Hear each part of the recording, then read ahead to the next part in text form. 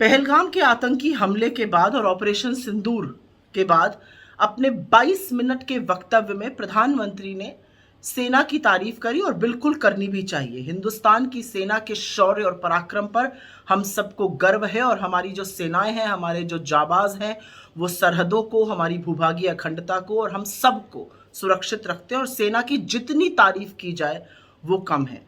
लेकिन कुछ ऐसे सवाल हैं जिसका प्रधानमंत्री ने जवाब नहीं दिया। पहली बात, प्रधानमंत्री के बोलने से कुछ ही देर पहले डोनाल्ड ट्रंप ने एक स्टेटमेंट देकर कहा कि उन्होंने व्यापार की धमकी देकर यह सीज फायर कराया है। तो सवाल प्रधानमंत्री से यह कि आपने इस पर कुछ क्यों नहीं बोला? क्या वाकई हमारे ऊपर व्यापार की धमकी देकर यह सीज फायर कराया गया है? पहली बात। दूसरी बात, अमेरिका से वक्तव्य आया कि कश्मीर में वो मध्यस्थता के लिए तैयार है। हमने कश्मीर में किसी भी थर्ड पार्टी इंटरफेरेंस को कभी भी अलाउ नहीं किया है, कभी भी उसकी अनुमति नहीं दी है। क्या अब हम अमेरिका का मध्यस्थता स्वीकार कर रहे हैं? और अगर नहीं कर रहे तो प्रधानमंत्री ने अपने वक्तव्य में, अपने संबोधन में इसको नकारा क्यों नहीं? तीसरी बात, अमेरिका ने कहा कि पाकिस्तान और हिंदुस्तान के प्रधानमंत्री एक न्यूट्रल जगह पर मिलेंगे।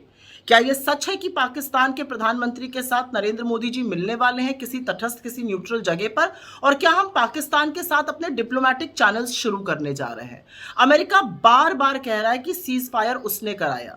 इसकी असलियत क्या है? क्या हमने अमेरिका के दबाव में, व्यापार के चलते सीज फायर किया? तो फिर तो क्या ट्रेड ने टेरर को ट्रायम्फ कर दिया? ये बहुत बड़ा एक सवाल है। एक और बहुत बड़ी बात हुआ है, प्रधानमंत्री ने कहा और सही कहा कि हमारी सेना बिल्कुल आक्रामक कार्रवाई कर रही थी और पाकिस्तान बौखला गया था।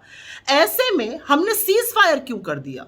अगर पाकिस्तान बौखलाया था, जो कि दिख रहा था कि वो बौखलाया हुआ है, उसके एयरबेस हम तबाह कर रहे थे, हमारी सेना अपने शौर्य से उसके नाको चने चबवा रही थी, हमने क्यों सीज फायर ऐसे वक्त पर किया? एक और सवाल कि हमारी सेना ने बहुत सारे आतंकी कैंपों को ढेर कर दिया, 100 के करीब आतंकियों को मार गिराया, लेकिन उन दुर्दांत आतंकवादियों के खिलाफ हम कब कार्रवाई करेंगे जिन्होंने पहलगाम में निर्दोषों की निर्मम हत्या की? और परिवारों को, शहीद परिवारों को तभी न्याय मिलेगा जब उन दुर्दांत आतंकवादियों को ऐसा सबक सिखाया जाएगा कि नजीर बन सके। एक और बात जिसका जवाब प्रधानमंत्री से मिलना चाहिए था कि जब पूरा देश और समूचा विपक्ष आपके साथ खड़ा था, आपने पीओके पर कुछ क्यों नहीं किया? बहुत सारे लोग एक और सवाल पूछ रहे हैं कि बीएसएफ के जो हमारे जवान पूनम साहू पाकिस्तान की गिरफ्त में हैं, उनको वापस लाने के लिए हम क्या कर रहे हैं? उनको कब वापस लाया जाएगा?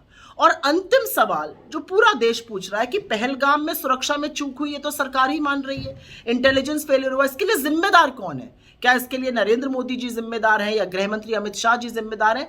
इन सब